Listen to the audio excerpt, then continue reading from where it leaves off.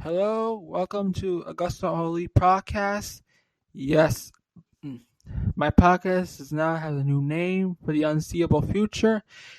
It's a new year, and you know what it means? It's AEW reviews time. We're gonna start with Dark as usual, then Dynamite, and additional notes later on. Andy Ogo is back on commentary. Taz and Scalper welcome AEW to a moderately large edition episode of Dark, as in Taz and Scalper welcomed us. Well, surprisingly, the timeline says it's an hour shorter than last week's episode, and Ogogo has already disappeared. Mike Verna is back to take on Ricky Starks, who's accompanied by Hook.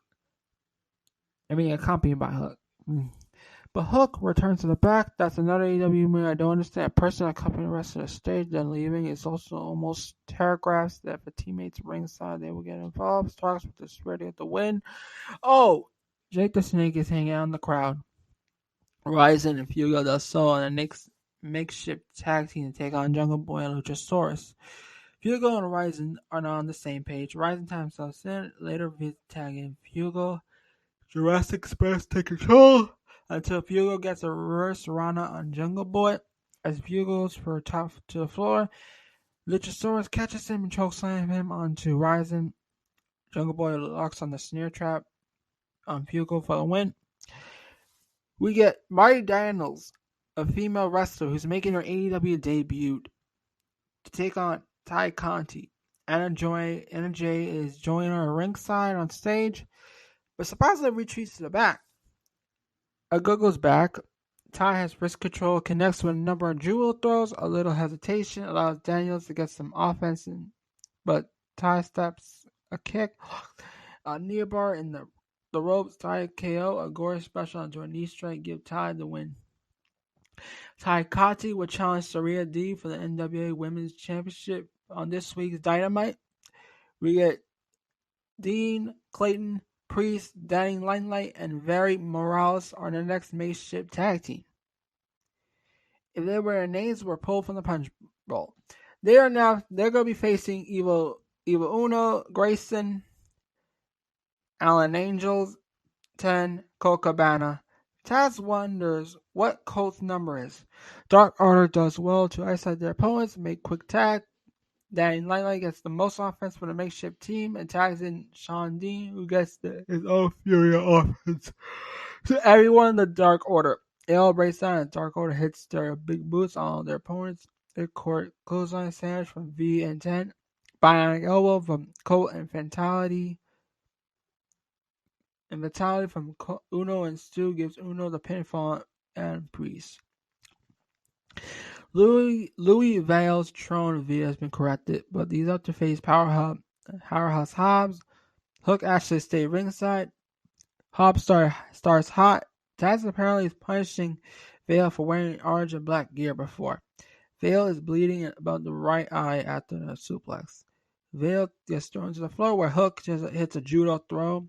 A kind of world strong slam gets the pin for Hobbs. After the match, Hobbs taunts Vale and hits another slam.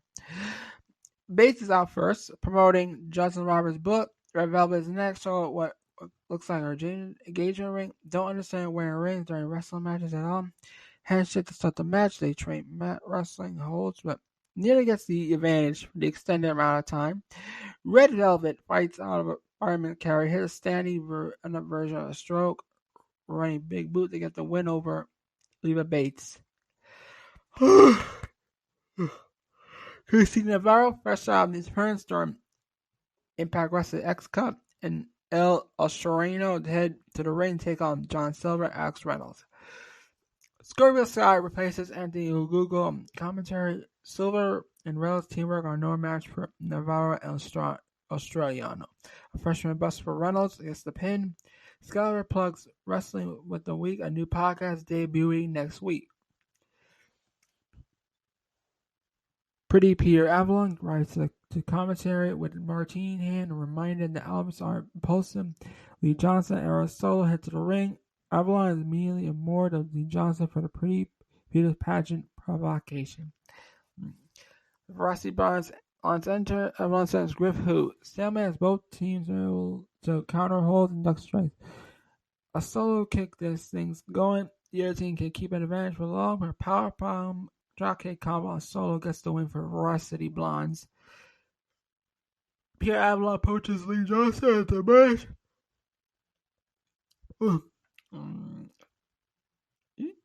Handsome 8 and 10, and a big shine of Jim Lee Johnson. Done there been everyone else before him.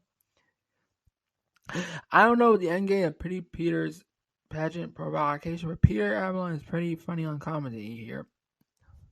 Alex Garcia takes on NRJ. Garcia gets the upper hand to start, but NRJ locks on the Queen Slam out of nowhere to get the Quinn.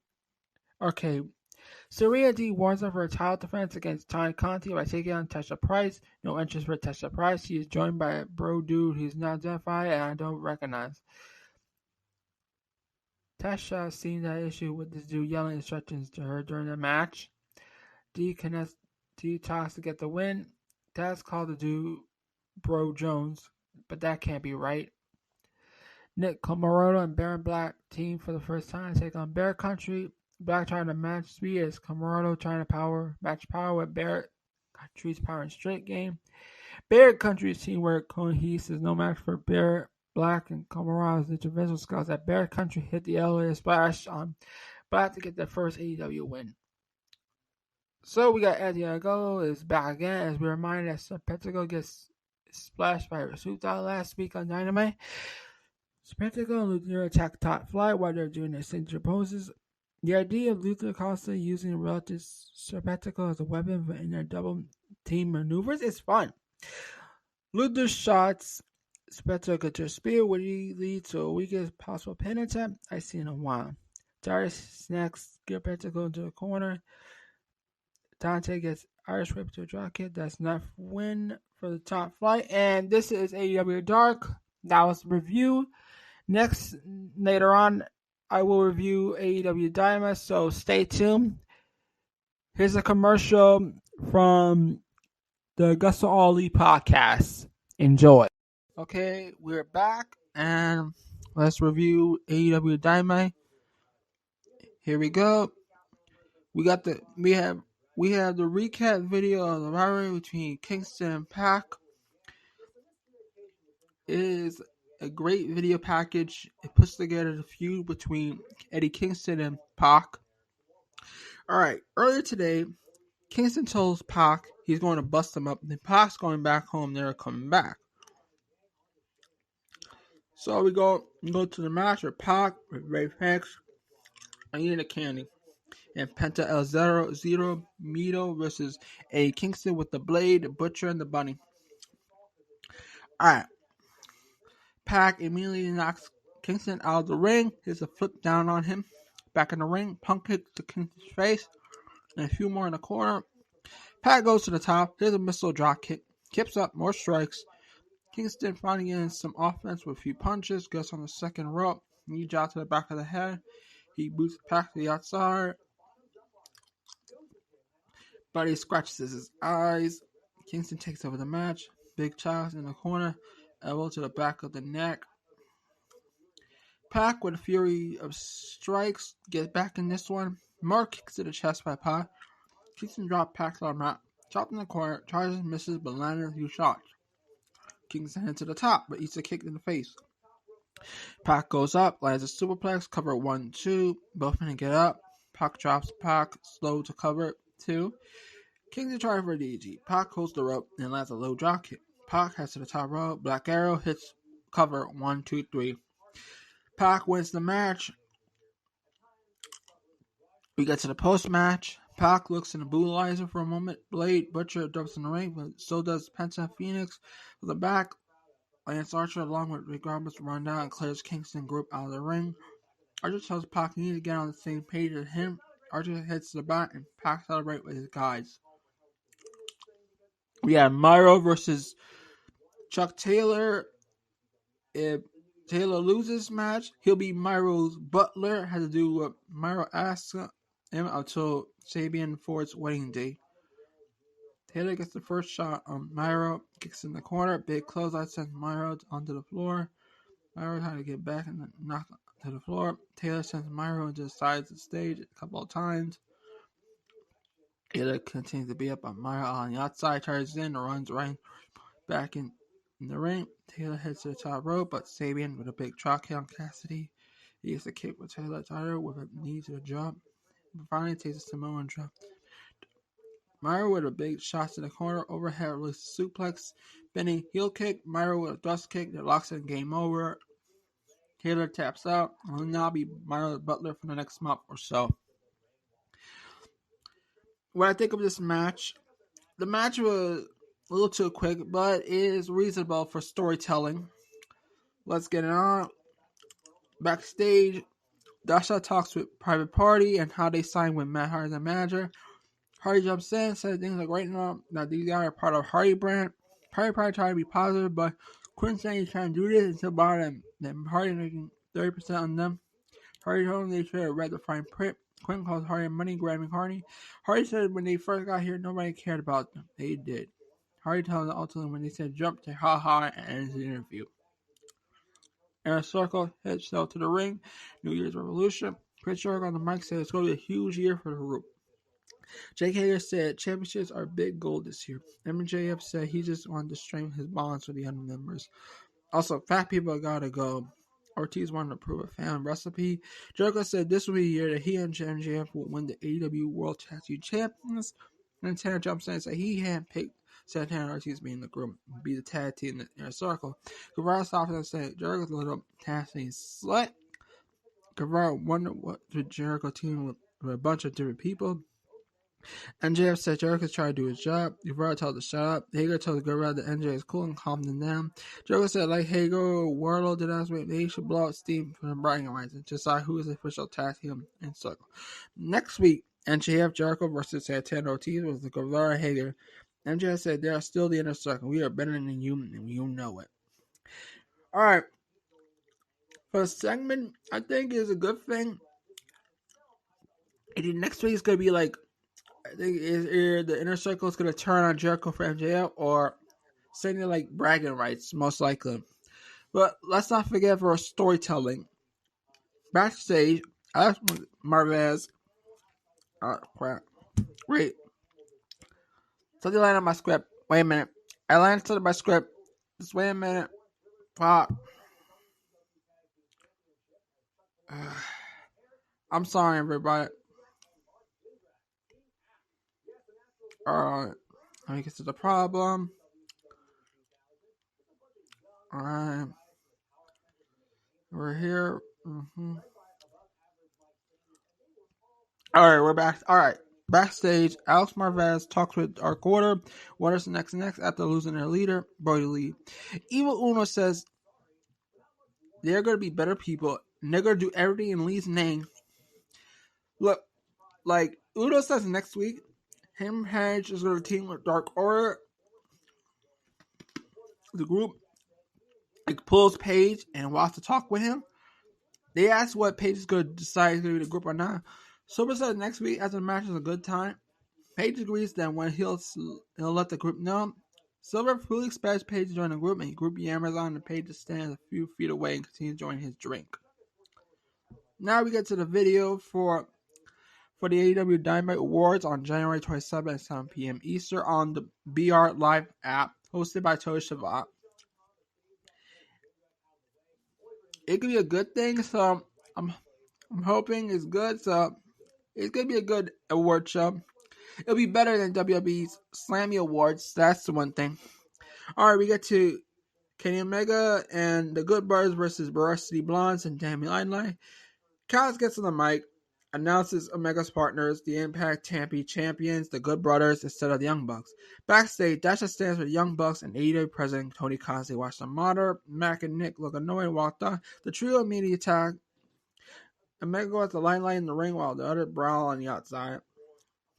Limelight hands a boot to Omega, stand up, arm drag, drop kick, kicks up. Gallows laid him out with a big boot. Varsity Blondes with double drop kicks and clotheslines Gallows out of the ring. Pillman tags in, kicks and big shots to the chest and tag Garrison. Garrison saw the second rope shot to the arm. Pillman gets some offense, brings in the Limelight spinning kick, ascends to the rope. Gallows with a kick to the back. Omega plants the opponent to the mat and tags in Anderson to get some offense. Triple splash on Omega. Gallows Anderson cover 2. Omega goes to work on Limelight, who eventually hits a hurricane to nearly tag out of the ring. Limelight able to hit a stab as a great and tags the Pillman, who's a diving shoulder tackle on Omega, then drops the Good Brothers Omega and Garrison. Heart attack by Garrison Pillman, cover 2. Garrison dies in the corner, nobody home. Omega with a big elbow in the corner. The Good Brothers Omega hit a assisted double net breaker covered, and it gets broken up. Big Brute by Anderson, cover 2. Limelight tag in, eats some shots, takes a spine buster. Garrison Gallows hit Limelight with a magic killer. 1, 2, 3. Omega and the Good Brothers win. Some post match. We get Jon Moxley music hits. He strolls off to the crowd. I mean, from the crowd. Moxley goes straight to Omega, then fails to fight out the Good Brothers for a moment. The numbers gang get the best of Moxley. Outruns Penta and Phoenix to help eat the odds as they battle with Anderson and Gallows. Moxley and Omega battle away in the middle of the ring. Now the locker room is empty out to separate the two sides. The Young Bucks run out, tell Moxley ease out, trying to toss some sense in the Phoenix and Penta hopped in the ring, gave Matt Nick double super kicks. Omega takes off with a Calisay brawl to in the ring. Okay, this is going to lead to the third Omega versus Moxley at a Revolution. It'll be some kind of match, and I cannot wait for it.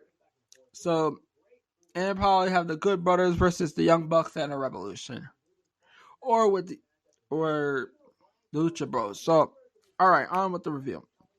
The waiting room with Baker and Reba. Tonight's guest, Cody Breaker, said this is Dynamite debut of the show.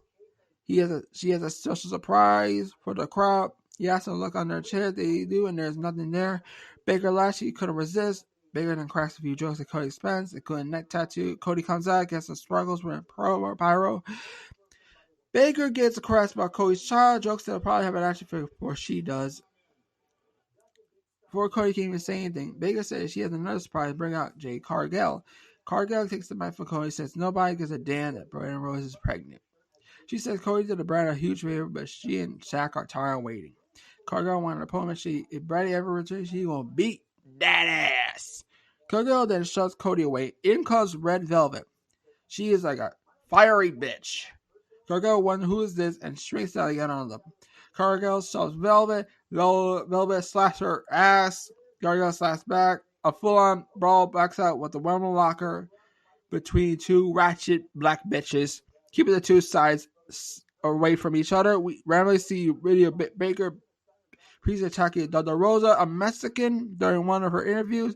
Cut the Rosa in a different location. She tells Baker she loves to get in other people's business, but she's going to have a match very soon. Rosa says that Tony Khan has a match they want to put on a big stage. It's going to take time to build things up. At Beach Bake on February 3rd, it will be Baker versus Rose. Baker threw the fit or had to fight Rosa. Now we go to Jurassic Express, Luchasaurus versus FTR with Tully.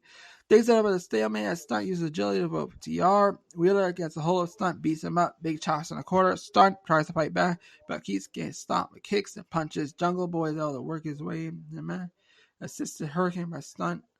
FTR on the floor, both Stunt and JB fly down their opponents. FTR able to work their way back into the match, keep Stunt in the ring. Double team move, kick to the head, multiple cover, no 3 count. Stunt able to run his way to JBL, tags him in. JB reforms to Hardwood, drives sends to the floor. JB with more shots to the head. Wood goes on land, another one to Wheeler, backstage, Dabber on Hardwood, cover 1, 2, no. Alright, Hardwood up the top rope. JB follows, hits a super Karana, cover Wheeler, breaks it up. JB with a brain buster at Wheeler. Hardwood steps in for a roll up. Shoot, Stunt tagged in. Assisted Senton, cover 2. Stunt looks for a sliced bread. Hardwood tosses him away, throwing a big elbow shot without the elbow pad. Hardwood goes up to Stunt in the corner. Stunt with a low blow kick the referee didn't see. Stunt hits the sliced bread, cover. Hardwood kicks out. Stunt goes flying out to the floor. Referee distracts Tully. Tully throws right into the Stunt into the ring post. Wheeler gets rid of JB on the floor. Sent into the ring by Wheeler. Big rig. Shadow Machine hits the 1, 2, 3. FTR wins. Now we go to D versus Conti with Jay for the NWA Women's World Champion. Conti works over Deeb, a domino stretch, but the champ is able to reverse into move him home. Cover 2. Conti looks for a kick block, but Conti drops Deeb, getting a heel hook. Deeb able to reverse into a reverse chin lock, side lock, headlock, takedown. Both get up, and Conti with a shoulder throw on Deeb. They go for a test of strength. Deeb was able to get the advantage, gets wrist control on Conti. Conti with a kick out to get out of it, drops in a triangle. Deeb finds out of it, sliding shoulder tackle, cover 2. Conti goes for a pin. 2, big pump kick on Deeb. Deeb crumbles out to the floor, back from the break. Deeb backs in the ring. Conti with a modified stunner, coup count. Deeb reverses Conti into a stretch muffler. Trying to get to the rope, though. Deeb gets rolled up for 2. Kick Conti, drops her down on her knee. Cover 2. Conti's put out the top rope, sits towards the crowd, and Deeb with a gore special on the ropes for a few minutes. Conti leaves on the second rope. Another pump kick. Conti looks for a take KO. Deeb gives out. Deeb hits a detox to finish up Conti, covering what that will do. The winner is Serena Deeb, retains the title. I'll give it a pep to this match. Conti to a massive effort, and that's how women matches should be like going forward. Alright, let's go for next week. We got some for next week. We got Jericho and JF versus Santana Ortiz versus Guevara and Jake Hager. The winner will be the official tag team Inner Circle. We got Hangman Page, Cabana, Silver, Reynolds versus the Hybrid 2 at Chaos Project. Page to give his answer and join the group after the match. It's like his birthday. It's like -1's birthday on that day next week. Yeah. Top 5 Seidel versus Matt Hardy Private Party. Reasons. Myro to give his update on his new butler, Chuck Taylor. Nyla Rose with Vicky Guerrero versus Leo Hirsch. Jon Moxley is going to be in action. Yeah. Alright, we go to the main event. Darby Allin versus Brian Cage with Ricky Starks and Taz's son Hook. AEW TNT Championship. Taz joined the contest for the time match. He knows that AEW, they said only 2 members of T-Taz can ringside, so no powerhouse Hobbs. Allin with a low drop kick shoves Cage out of the ring. It's an aggressive suicide dive that sends Cage into the barricade. Allin goes for another suicide dive. Cage catches him mid-air, suplexes him to the floor. Back in the ring, Allin slaps Cage in the face and kicks a clothesline. Then Cage then gorilla presses Allin, throws him to the ring down to the timekeeper table. Allin bleeds from the head and Cage lifts Allin up the ramp and throws him back to the ring.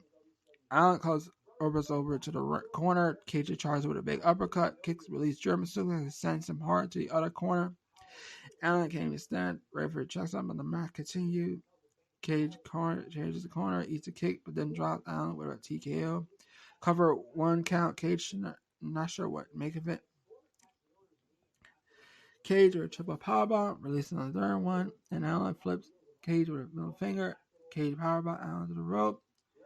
Whatever. Allin gives him a middle finger. Cage drags Allin over, hits a deadlift.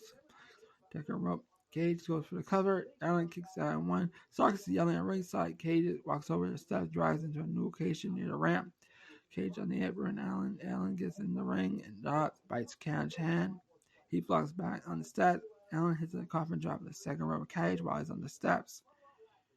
Cage back in the ring. Cage almost counted out. Allin with slash to the face. Ingborg caught in midair. Allin bits Cage's face. Allin went over his top stunner. He then ties up the face of Cage with a belt and swings away. Back of Cage's head. Cage studs Allin away and gets the belt off. Eats a cold red, cover 2. Shotgun shot sends Cage to a corner. Gets popped to the second rope. Down stop. Look up on the apron. Destroy the referee. Stars crushes Allin. Lights go out. Sting shows up. Max Clark's for the bat. Cage goes to the second rope. Allin on his shoulder. Allin has a fixed bomb on Cage. Covers 1, 2, and 3. The winner, Darby Allin, retains the title. Post match, Sting gets in the ring. Stars at Allin. Cage's heads out. Barking at Sting. Team Taz beyond annoyed. Smells fall down on them. The group heads back to as Sting to watch them. Well, and that's the review for AEW Dynamite. I hope you enjoyed this. I will see you next week for another review. And I hope you enjoy. Thank you. See you later for next week.